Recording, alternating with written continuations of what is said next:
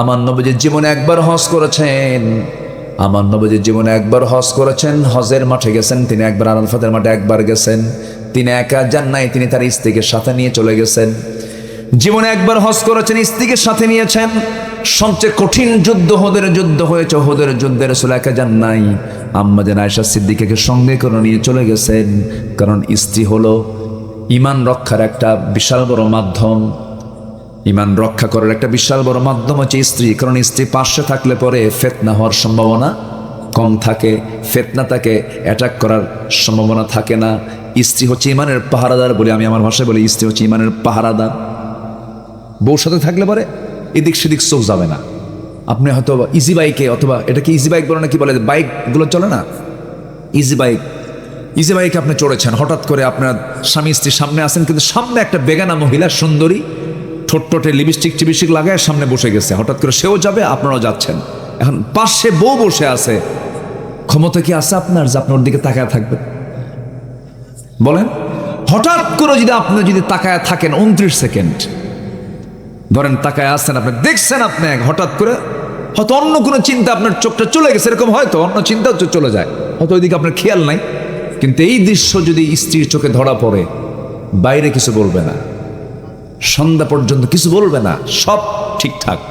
বাড়িতে যাওয়ার পর যখন এশার নামাজ পড়ে যখন বলবেন, সখিনা সুইটি এক গ্লাস পানি দাও, তোমার সুইটি সখিনা, তুমি ছায়া থাকো আরেক দিকে, আগে নজর ঠিক করো, কিসের ডাক দাও তুমি, তোমার চোখ ঠিক নাই, তোমার নজর আগে ঠিক করো। এই জন্য রাসূল স্ত্রী ছাড়া সহজে কোথাও যেতেন না। সুবহানাল্লাহ বলবেন না? আমার নবীজি প্রথম হজ করেছেন, শেষ হজ একটাই করেছেন। আম্মা জান আয়েশা সিদ্দিকা বলেন, রাসূল যখন আমাকে নিয়ে যখন ইহরাম বাঁধবেন, ইহরাম বাঁধার আগ দিয়ে রাসূল আমার সঙ্গে সহবাস করলেন। তাহলে হজের সফরে সহবাস করাও কিন্তু সুন্নাহ, যা শিখিয়েছেন মুহাম্মদ সাল্লাল্লাহু। কিন্তু আমার দেশের যুবকরা হজে যায় না, বুড়ারা হজে যায়। গরু একখান জব কইরা বিদায় দিতে দেখো, ভাই গেলাম, নাও বাঁচতে পারি, আসেন না? যত বুড়া মক্কায় গেলে টের পাওয়া যায়, সব ভিআইপি বুড়াগুলো সব বাংলাদেশে, সারা জীবন আকাম কুকাম কইরা শেষে হজে যায়। হজে যাওয়ার অন্যতম একটা দিক হচ্ছে মানিস্তাতা ইলাইহি সাবিলা, সমর্থ না হলে পরে সে হজে যাবে না। শুধু টাকার সমর্থ না, দৈহিক সমর্থ লাগবে তার। হাঁটতে হয়, আরাফায় যেতে হয়, মুজদালিফায় খোলা আকাশের নিচে তপ্ত আগুন গরমের ভিতরে শুয়ে থাকতে, এত সহজ না। আর সেই হজে আমার দেশের হলো 90 বছরের বুড়াগুলো যায়া বাড়িতেও বুড়ির সাথে ক্যাসাল করে, ওখানে যা হাজি যারা নিয়ে যায় তাদের সাথেও ক্যাসাল করে, এটা খামু না, ওটা খামু না, শুধু তুই চল দেশে তোর ঠ্যাং ভেঙে দেবো। কি কথা বলছেন ভাই?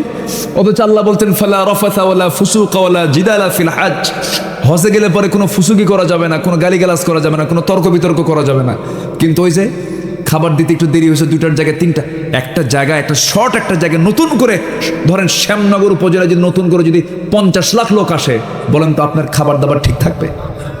একটু এলোমেলো হতেই পারে, কিন্তু বুড়ো চাচা তো শ্যামনগর থেকে গেছে, আমি এখানে 3 বেলা ঠিকই পাইছি, তুই আমার হজে নিয়ে আসছিস, খাবার ঠিক মতো দিস, এখানে কিছু কব না, শ্যামনগর চল। কি কথা কি বুঝতেছেন আপনারা? এটা হচ্ছে বুড়া মানুষ হওয়ার জন্য। এই জন্য হজে যাওয়ার জন্য নিয়ম হচ্ছে বুড়া বয়স না ফরজ হলেই, বলেন বলেন বলেন, বুড়া অবস্থায় যাবে না ফরজ হলেই যাবে? ফরজ হলে যেতে হবে। ফরজ তো যখন তখন হতে পারে, টাকা পয়সা হয়ে গেছে, জাস্ট তার হজ করা কি ফরজ, যেতে হবে। শারীরিক সামর্থ্য এবং আর্থিক সামর্থ্য দুটাই লাগবে। মানে ইসতাতা এর ব্যাখ্যা হচ্ছে শারীরিক এবং আর্থিক দুটা লাগবে। হ্যাঁ, মালি অবাদান। সম্মানিত ভাইয়েরা, এই জন্য হজ চলতেছে তো একটু এই প্রসঙ্গটা আসলো, এই সপ্তাহে রেকর্ড হয় তো সব কথা একটু একটু করে বলতে হয়। আমার নবীজি তাহলে জীবনে একবার হজ করেছেন, সে হজটা করেছেন একা না বউ সহ? আর আমার দেশে 36 বার হজ করে, বউ সাথে নেয় না, আছে কিনা বলেন? 36 বার হজ করছে, বউ একবারও নেয় নাই। আর দেশে এসে বলে, তুমি জানো রাসূল জীবনে হজ করছে একবার, আমি করছি 36 বার। এই হাত কাবার দরজা ছুঁয়েছে, আমার সঙ্গে সাবধানে কথা বলবা, ওর কি নিয়ত ভালো? বলেন, ওর কি নিয়ত ভালো? ভালো। এগুলো হচ্ছে মুনাফিকের লক্ষণ। কিসের লক্ষণ বলেন? মুনাফিকের লক্ষণ। আমার বন্ধুগণ, একটু মনোযোগ দিয়ে কথাগুলো শুনুন। মুনাফিকরা কত বড় ভয়ঙ্কর। আমার নবীজি তার জীবদ্দশায় জীবনে একটাবার হজ করেছেন, কোন একটা যুদ্ধে তিনি গিয়েছেন। আম্মা জান আয়েশা সিদ্দিকের সাথে করে নিয়ে চলে গেছেন। যুদ্ধের ময়দান থেকে ফিরে আসার পথে, অভিযান শেষ করে ফিরে আসার পথে আমার নবীজি সাহাবে কেরামকে বললেন, শোনো সাহাবীরা, মদিনার দিকে যাচ্ছি আমরা, অনেক সাহাবী তোমরা এসেছো আমার সাথে। কেউ না কেউ রাস্তায় চলতে নিয়ে বাদ পড়ে যেতে পারো। আমি সাফওয়ানকে ডাক দিয়ে বলছি, সাফওয়ান এদিকে আসো, তোমার দায়িত্ব হলো কোন সাহাবী যদি বাদ পড়ে যায়, কেউ যদি বাদ পড়ে যায়, তোমার দায়িত্ব হলো তুমি সবার শেষে আসবে। এসে যে বাদ পড়া সাহাবীগুলো, বাদ পড়া লোকগুলোকে তুমি সঙ্গে করে নিয়া, তুমি রাস্তা ভালো ছিল, তুমি মদিনা পর্যন্ত পৌঁছায় দেবে। হুজুর আমি দায়িত্ব পালন করব। কিন্তু বাদ পড়ার ভিতরে কেউ বাদ পড়ে নাই, বাদ পড়েছেন মিসেস মুহাম্মদ সাল্লাল্লাহু আলাইহি ওয়াসাল্লাম, আমার নবীজির স্ত্রী আম্মা জান আয়েশা সিদ্দিকা রাদিয়াল্লাহু আনহা। তিনি বাদ পড়ে গেলেন। বাদ পড়ার সঙ্গে সঙ্গে কেমন করে তিনি বাদ পড়লেন? উটের পিঠে তিনি বসা ছিলেন, উটের পিঠে পালকে ছিল, হাওদা ছিল। তিনি বলছেন, আমাকে নামায় দেন, আমার প্রকৃতির ডাকে যেতে হবে, আমাকে হাজত ছাড়তে হবে। দায়িত্বরত সাহাবী করলেন কি, উটটাকে বসায়া দিলেন, উটটা বসায় দিয়ে হাওদাটা নামায় দিলেন। সে হাওদা থেকে আম্মা জান আয়েশা সিদ্দিকা তিনি নামলেন। নেমে তিনি আড়ালে চলে গেছেন। আড়ালে গিয়া তিনি শৌচকার্য কমপ্লিট করলেন, হাজতটা সারলেন। দেরি হয়ে গেছে একটু। এবার তিনি সেখান থেকে এসেই দেখেন ঘোড়া, সেই উটটা নাই, পালকিও নাই, হাওদাও নাই, সব সাহাবীরা সব চলে গেছেন, কেউ নাই, সামনে কাউকে দেখতে পাচ্ছেন না। প্রশ্ন হলো তিনি বাদ পড়লেন কেন? বাদ পড়ার তো কথা নাই, দায়িত্বপ্রাপ্ত সাহাবী, দেখার কথা, দেখে তাকে ওঠানোর কথা। কিন্তু আম্মা জান আয়েশা সিদ্দিকা তিনি এত চিকন ছিলেন যে পালকির মধ্যে থাকলেও যে ওজন, না থাকলেও সে ওজন। সেই সাহাবী ভেবেছেন মনে হয় তিনি প্রকৃতির কাজ সেরে তিনি চলে আসছেন, হাওদার মধ্যে তিনি আছেন। কিন্তু তিনি যে নাই এটা তিনি অনুমান করতে পারেন নাই। সব চলে গেছে। তিনি চাদর মুড়ি দিয়ে, আয়াত তখন নাজিল হয়েছে, পর্দার বিধান যখন নাজিল হয়ে গেছে, তিনি চাদর মুড়ি দিয়া তিনি একটা আড়ালে সুন্দর করে বসে আছেন। দায়িত্বপ্রাপ্ত সাহাবী সাফওয়ান রাদিয়াল্লাহু তাআলা আনহু দূর থেকে লক্ষ্য করছেন কে যেন বসে আছে। কাছাকাছি এসে দেখেন আম্মা জান আয়েশা সিদ্দিকা। এবার বলছেন, আম্মা জান আপনি চিন্তা করবেন না, আপনি উম্মতের জন্য মা, সবার জন্য মা, আপনার কোনো টেনশন নাই। রাসূল আমাকে দায়িত্ব দিয়েছেন, আমি আপনাকে নিরাপদে নবীর ঘর পর্যন্ত পৌঁছায় দেব। এই কথা বলেই তাকে ঘোড়ার পিঠে উঠায় নিলেন। গোটা রাত সফর করে সেখান থেকে নবীর ঘর পর্যন্ত পৌঁছায় দিলেন। আমার নবীজি তাকে বরণ করে নিলেন, কিচ্ছু নাই, কোনো সমস্যা নাই। কিন্তু মুনাফিকদের জায়গা থেকে একটা সিগন্যাল চলে আসলো, ব্রেকিং নিউজ হলো কি, তোমরা কি জানো গত রাত্রে আয়েশার মতো একজন অল্প বয়স্ক মহিলা সাফওয়ান নামক একজন পরপুরুষের সঙ্গে ঘোড়ার পিঠে গোটা রাত সফর করে আসছে, আয়েশার চরিত্র নষ্ট হয়ে গেছে। যখন নাউজুবিল্লাহ। এই নাটক তৈরি করলো কারা? বলেন কারা তৈরি করলো? এরকম নাটক তৈরি করার মতো লোক তো এখন বাংলাদেশে নাই, আছে? আচ্ছা আমার ভাইরা, এই কথাটা যখন কুকথা কি কম ওড়ে না বেশি ওড়ে? বলেন এই কথাটা যখন চতুর্দিকে যখন স্প্রেড হয়ে গেল, চতুর্দিকে যখন ছড়িয়ে পড়লো, নবীর কানে কেউ দেয় নাই, নবীর কানে আপনা আপনি চলে আসছে। আমার নবীর কানে যখন এই কথাটা আসলো, আমার নবী আস্তে করে বলছেন, ও আয়েশা, কি যেন কথা আমার কানকে ভারী করে দিচ্ছে। আমি তোমাকে বিশ্বাস করি, আমি তোমাকে ট্রাস্ট করি, কিন্তু যে কথাটা আমার কান পর্যন্ত এসেছে, এটার ফয়সালা না হওয়া পর্যন্ত আমার মনে হয় তুমি আমার কাছে না থেকে তোমার বাবার কাছে থাকা দরকার, তোমার মার কাছে থাকা দরকার। তুমি তোমার বাবার বাড়িতে চলে যাও। বলুন তো, একজন নারীর বিয়ে হওয়ার পর সেই নারীটাকে মানায় বাবার বাড়ি না স্বামীর বাড়ি? স্বামীর বাড়ি তাকে মানায়, বাবার বাড়ি তাকে মানায় না। আম্মা জান আয়েশা সিদ্দিকা যখন এমন কথা নবীর মুখ থেকে শুনলেন, যেন আসমান ভেঙে পড়লো তার মাথার উপরে। তিনি কান্নায় ভেঙে পড়ে তিনি বলছেন, ইয়া রাসূলুল্লাহ, আপনি আমাকে যখন ইঙ্গিত করেছেন আমি কেমন করে এখানে থাকি, আমার তো থাকাটা জায়েজ হবে না, কারণ আপনি বিশ্বনবী, আপনি এক নম্বর হচ্ছেন বিশ্বনবী, আপনি আমার স্বামী, আপনি আমাকে অর্ডার করেছেন, আমি যেতে বাধ্য, আমি চলে যাচ্ছি। তবে একটা কথা, ইয়া রাসূলুল্লাহ, আমি যে আপনার স্ত্রী, এটার জন্য বিশাল মাধ্যম যিনি তিন ও চার আরশের মালিক মহান রব্বুল আলামিন। আমার বিয়ের ফায়সালা দুনিয়ার কেউ করে নাই, আমার বিয়ের ফায়সালা এসেছে আসমান থেকে। আমি আসমানের মালিকের আল্লাহর কাছে আমি আশ্রয় চাইলাম। এই কথা বলে আমার নবীর কাছ থেকে তিনি বিদায় নিয়ে বাবার বাড়ি চলে গেলেন। মার সামনে গিয়ে দাঁড়ালেন। বাবাও কথা বলে না, মাও কথা বলে না ভালো করে, কারণ ঘটনাটা তাদের কানেও চলে গেছে। কোনো মেয়ের বাবার কাছে যখন এমন জাতীয় কথা আসে, তখন মেয়ের বাপ তো সন্তানকে মহব্বত করবে নাকি? মনক্ষুণ্ণ হয়ে গেছেন। ওইদিকে বিশ্বনবী তার মন খারাপ করেছেন। বাপও কথা কয় না, মাও কথা বলে না। নবীও তাকে তার ঘর থেকে বাবার বাড়িতে যেতে বললেন। আম্মাদের আয়েশার কাছে গোটা দুনিয়াটা সংকীর্ণ হয়ে গেল। এক তো চিকন মানুষ, কাঁদতে কাঁদতে চোখের পানি ফেলতে ফেলতে এতটাই তিনি শুকায় গেলেন, কাঠখড়ি হয়ে গেলেন। সেজদায় পড়ে পড়ে কাঁদেন। আমার নবীও কাঁদেন। আমার নবী বিছানায় শুয়ে থাকেন। হাতটা যখন আগায় দেন আম্মা জান আয়েশা সিদ্দিকার দিকে, আম্মা জান আয়েশা সিদ্দিকা নাই। নবীর বুকটা খান খান হতে থাকে।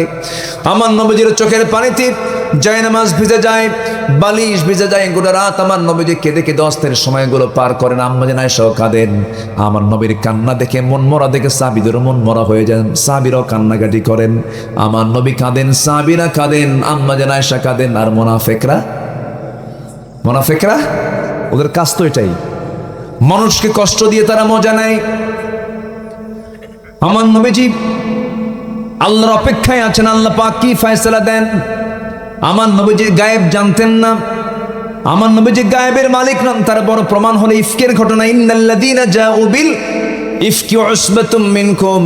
আমার নবীজি গায়েব জানতেন না। তার বড় ঘটনা হচ্ছে, তার বড় বিষয়টা হচ্ছে, এই ঘটনা থেকে বিশ্বাস করা যায়, এই ঘটনাই সবচেয়ে বলিষ্ঠ করে দেয়।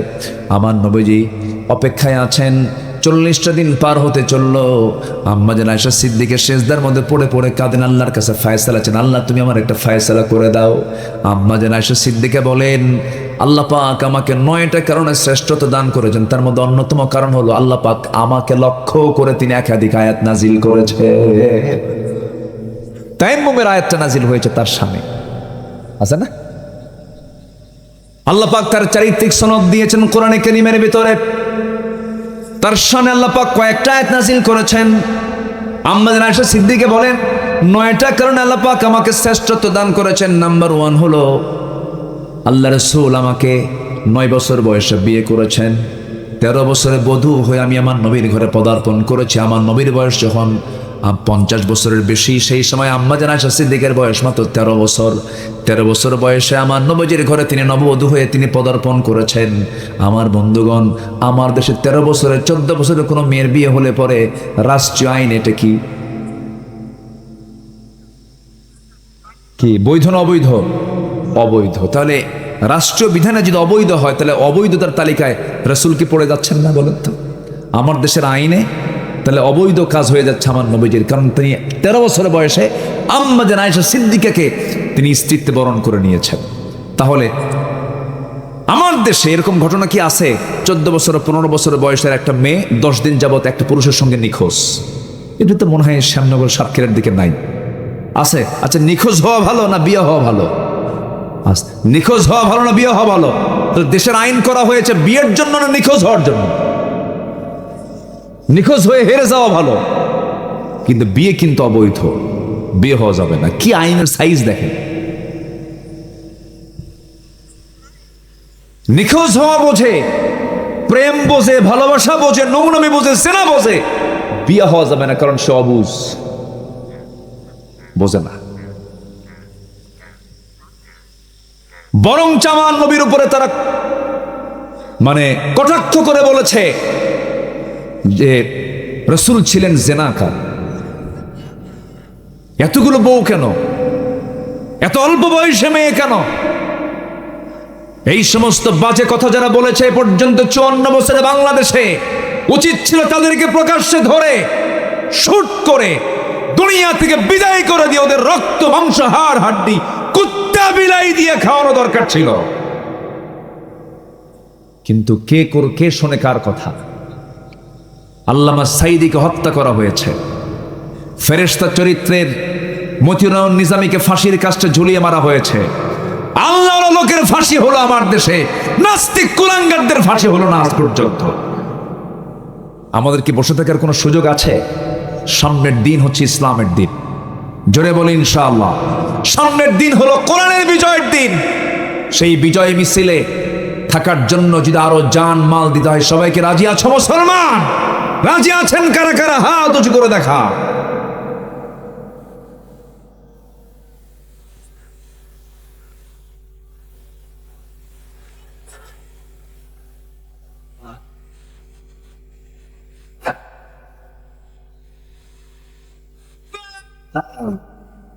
আল্লাহ কবুল করুন।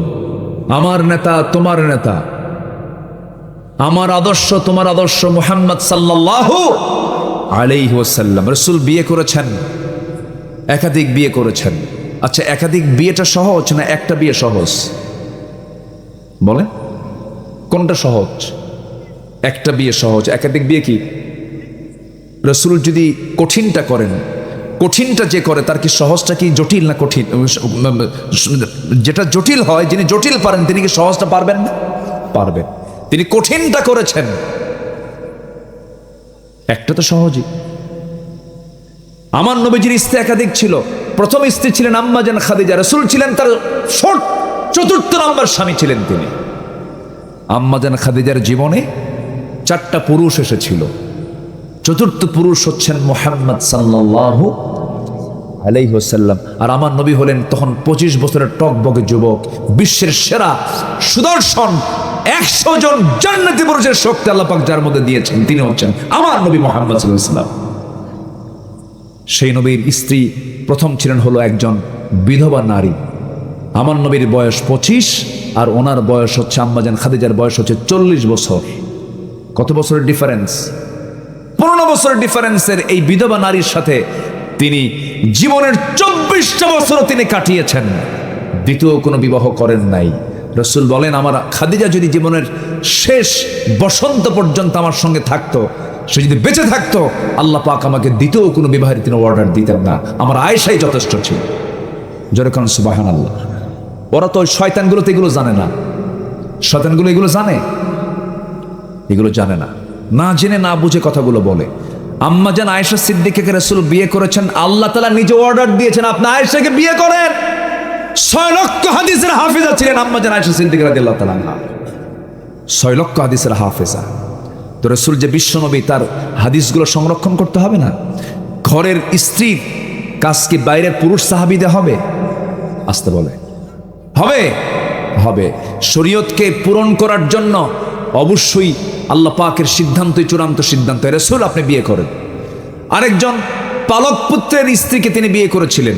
তালাক দেওয়ার পর যায়নাব রাদিয়াল্লাহু তাআলা আনহাকে আল্লাহ নিজে অর্ডার দিয়েছেন, ফালাম্মা কাদা যায়দান কি যায়দুম মিনহা, যায়দুম মিনহা, আল্লাহ পাক যায়েদের নামে আল্লাহ পাক কোরআনে একটা আয়াত আছে, কাদা যায়দুম মিনহা। আল্লাহ পাক বললেন যে যায়েদ যখন তার স্ত্রী থেকে যখন দূরে সরে আসলো, আল্লাহ পাক অর্ডার দিলেন, হে রাসূল, আরবের সংস্কৃতি হলো পালক পুত্র নিজের পুত্রের মতো না, পালক পুত্র নিজের পুত্র হতে পারে না, আপনি যায়নাবকে বিয়ে করে ফেলুন। আল্লাহু আকবার বলুন।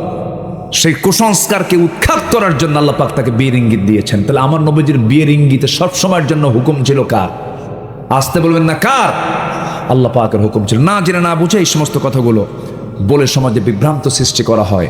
আল্লাহ তুমি নাস্তিকদের ষড়যন্ত্র থেকে আমাদেরকে হেফাজত করো। জোরে বলি আল্লাহুম্মা আমিন। নাস্তিকদের কুমন্ত্রণা থেকে জাতিকে তুমি হেফাজত করো। জোরে বলি আল্লাহুম্মা আমিন।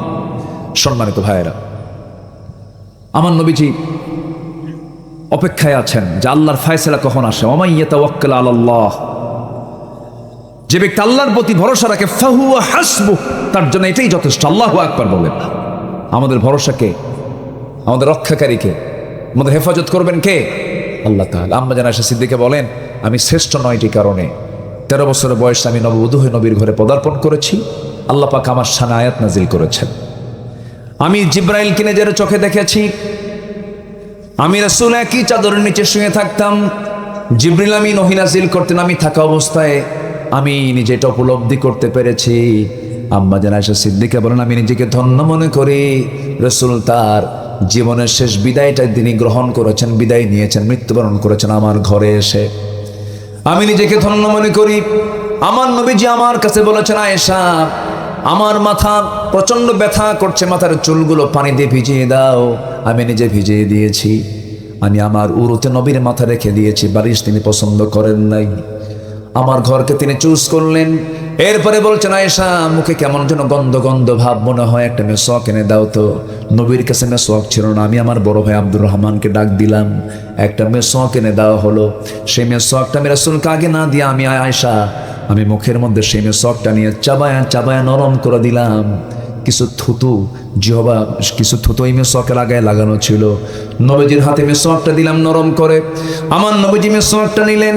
মেসওয়াকটা নিয়ে আগে তিনি মেসওয়াক শুরু না করে তিনি করলেন কি, আমার মুখের থুতুগুলো ওই মেসওয়াকের লাগায় লাগানো ছিল, থুতুগুলো চুষে চুষে পান করছেন আর মুস্কি মুস্কি হাসি দিয়ে বলছেন, আয়েশা আমি তোমার একটু হক আদায় করার চেষ্টা করলাম, আমি তোমাকে দারুণ ভালোবাসি।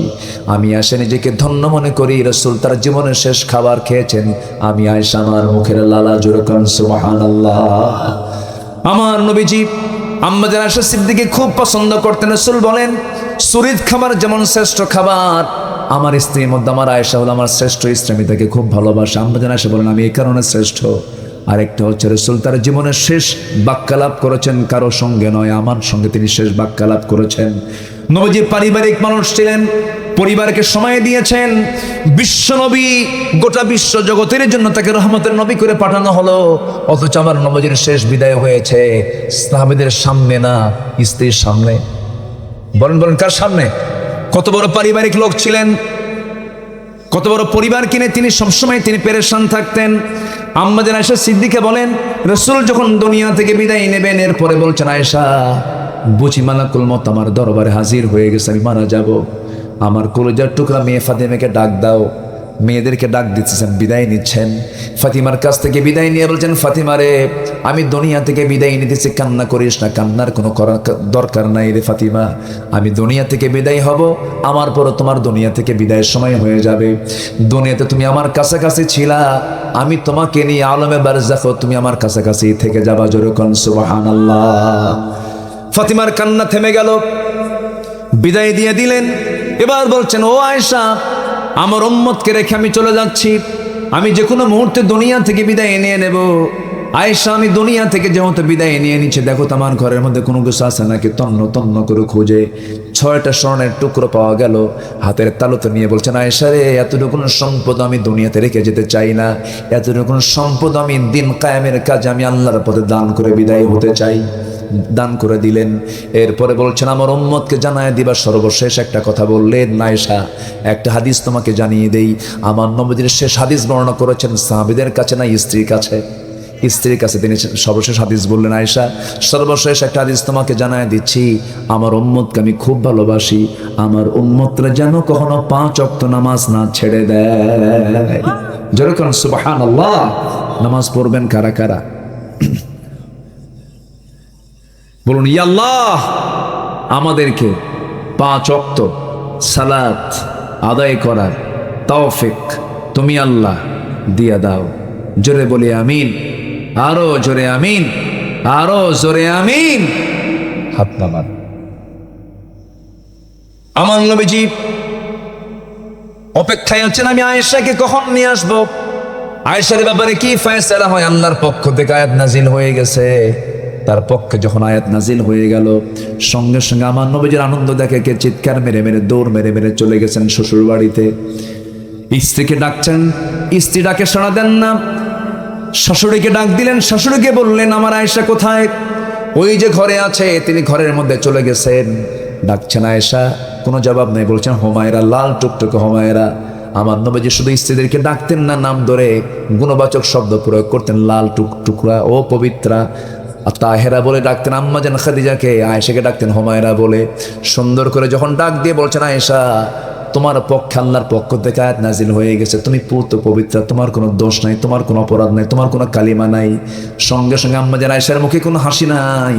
তিনি একটু অনুরাগ হয়ে, তিনি একটু মন মরা হয়ে মাথা নিচু করে বলে ফেলছেন, আমি কারো প্রশংসা করব না, আমি ইব্রাহিমের আল্লাহর প্রশংসা করি। রাসূল মুস্কি হাসি মেরে বলছেন, আয়েশা তোমার রাগ এখনো কমে নাই কেন? তুমি ইব্রাহিম পর্যন্ত চলে গেছো। কোন পর্যন্ত চলে গেছো? ইব্রাহিম পর্যন্ত চলে গেছে। দেখেন তাদের রাগ ছিল, কিন্তু রাগের মধ্যে সীমাবদ্ধতা ছিল। তাদের রাগটাও ছিল ইলমে রাগ। আল্লাহু আকবার। কি রাগ? ইলম রাখছো। আমি তো বুঝতে পারছি তুমি এখনো রেগে আছো। আল্লাহ পাক আয়াত নাযিল করেছেন, চলো আমার ঘরে তোমাকে নিয়ে যেতে এসেছি। তাকে সঙ্গে করে যখন নিয়ে গেলেন, সাহাবীদের আনন্দ দেখে কে, গোটা মদিনার মসজিদ সব আনন্দ উদ্বেলিত, সব সাহাবীর আনন্দ উল্লাস করছেন। মুনাফিকদের মুখে তখন মাটি পড়ে গেছে। আমার দেশের মুনাফিকদের মুখে একদিন মাটি পড়বে। জোরে বলি ইনশাআল্লাহ, আর জোরে বলি ইনশাআল্লাহ। ইবাদত কবুলের শর্ত হচ্ছে 10টি, এর মধ্যে চলতেছে কেবল 1 নাম্বার নুরু, ওয়াজ কিন্তু শুরু।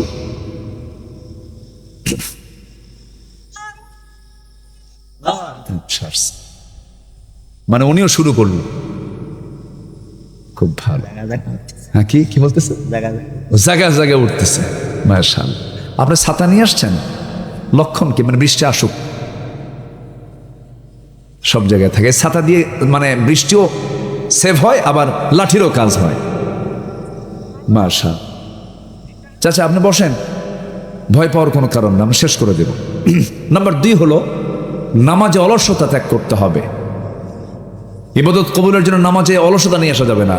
আজান হলেই কোথায় চলে যাব? সবাইকে নামাজ পড়তে রাজি আছেন? নাম্বার 3 হচ্ছে আল্লাহ এবং তার রাসূলের চরম অবাধ্যতা এবং সীমা লঙ্ঘন যে ব্যক্তি করবে তার কোনো ইবাদত কবুল হবে না। চিন্তা করেন, বলে চাঁদাবাজির চেয়েও যাকাত খারাপ, যাকাতের চাইতে চাঁদাবাজি ভালো। নতুন ফতোয়া আমার দেশে ডেলিভারি হয়েছে গত পরশুদিন। একজন ডেলিভারি দিচ্ছে, শয়তানের এজেন্ট হলে যা হয় এগুলো কয় যে যাকাতের চাইতে চাঁদাবাজি করা ভালো।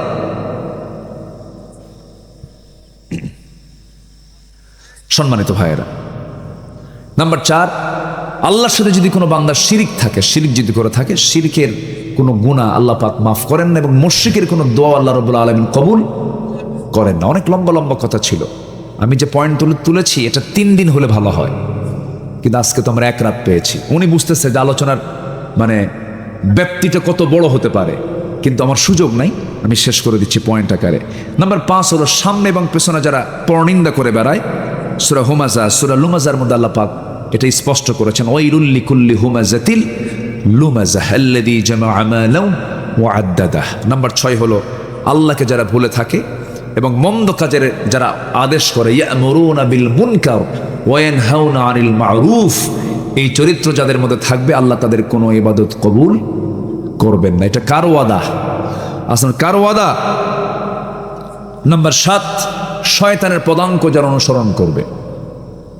একই মেম্বার, একই চেয়ারম্যান, একই ব্যক্তি, অথচ সে তাফসীর মাহফিলের সভাপতি, আবার যাত্রা কমিটির সেক্রেটারি। আছে কিনা বলেন? আছে কিনা? আছে কিনা বলেন? এই সমস্ত ব্যক্তি হচ্ছে শয়তানের পদাঙ্ক অনুসরণকারী, এদের কোনো দোয়া কবুল হবে না। মদ খায়, আবার ওইদিকে রমজান মাসে উমরাতে যায়, ব্যালেন্স করে, কি করে? ভারসাম্য রক্ষা করে। আমি আল্লাহর দিকেও আছি, শয়তানের দিকেও আছি। শয়তান বেচার হওয়ার দরকার কি? শয়তান তো আছে একটা দল, ওরও খুশি রাখি, আল্লাহরও খুশি রাখি, সব দিকেই থাকে।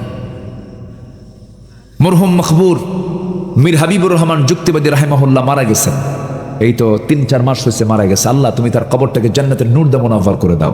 তার একটা উদাহরণ আমি শুনেছিলাম, ওই বিয়েই গেছে বিয়ের বাড়িতে, তো বিয়ের বাড়িতে যাওয়ার পরে দেখে বিয়াই কাঁঠাল গাছে কাঁঠাল পেরে ওই কাঁচা কাঁঠালের মধ্যে শিক ঢুকায় দিয়ে রাখছে।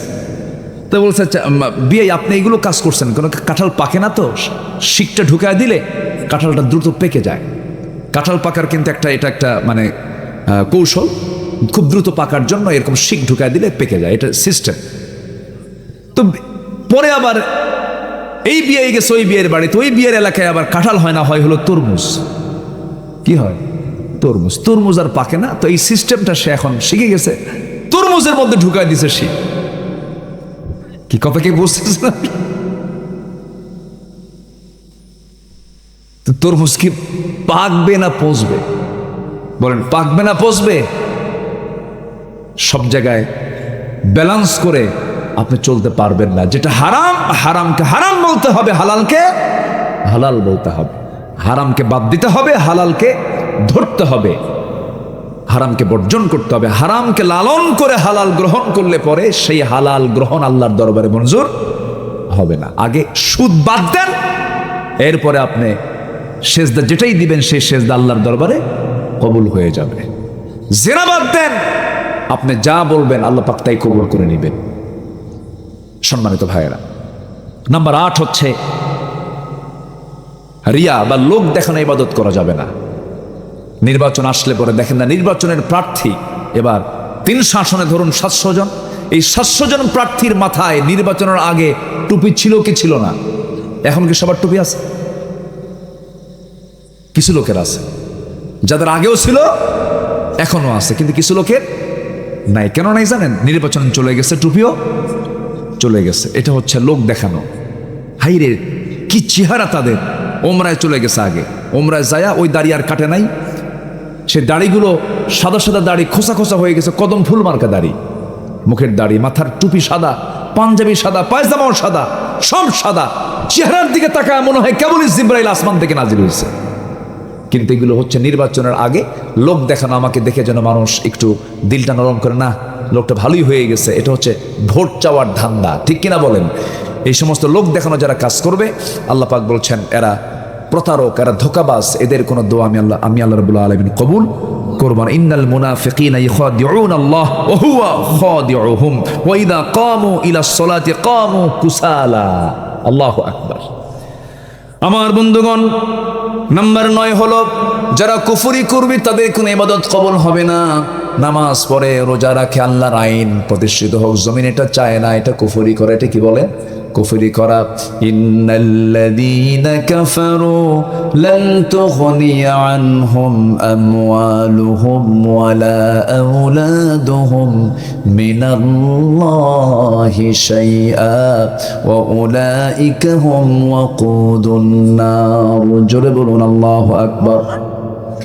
নাম্বার 10 হলো আল্লাহর সঙ্গে যারা মিথ্যা দৃঢ় অঙ্গীকার করে, অঙ্গীকারটা করে আবার এটা অঙ্গীকারটা ভঙ্গ করে ফেলে, আল্লাহ পাক তাদের কোনো দোয়া কবুল করবেন না। ফালাম্মা আতাহুম মিন ফাদলিহি বাখিলু বিহি ওয়া তাওয়াল্লাউ ওয়া হুম মুরিদুন। জোরে বলুন আল্লাহু আকবার। এই 10টি অপরাধের সঙ্গে যারা জড়িত থাকবে, এই 10টা অপকর্ম যারা বাদ দিয়ে দেবে, আল্লাহ রাব্বুল আলামিন বলেন ওই বান্দা যখন আমার কাছে যা চাবে আমি আল্লাহ রাব্বুল আলামিন সব চাও আমি আল্লাহ কবুল করে নেব। জোরে বলি সুবহানাল্লাহ। আল্লাহ সবাইকে বোঝার তৌফিক দান করুন। আল্লাহ এলাকার মা বোনদেরকে দ্বীনি শরিয়াত মেনে চলার তৌফিক দান করুন, পর্দায় থাকার তৌফিক দান করুন। সম্মানিত ভাইয়েরা, আমি আমার কথাকে আর বৃদ্ধি করতে চাচ্ছি না, রাত অনেক হয়েছে। ফজর নামাজ সবাই পড়বেন তো ইনশাআল্লাহ। আমি খুবই খুশি, কেউ জান নাই যে কজন এসেছিলেন, সবাই ছিলেন শেষ পর্যন্ত। আমি আল্লাহর শুকরিয়া আদায় করছি। অনেক মা বোন আসছেন, আল্লাহ মা বোনদের অংশগ্রহণ করতে আমি আল্লাহ কবুল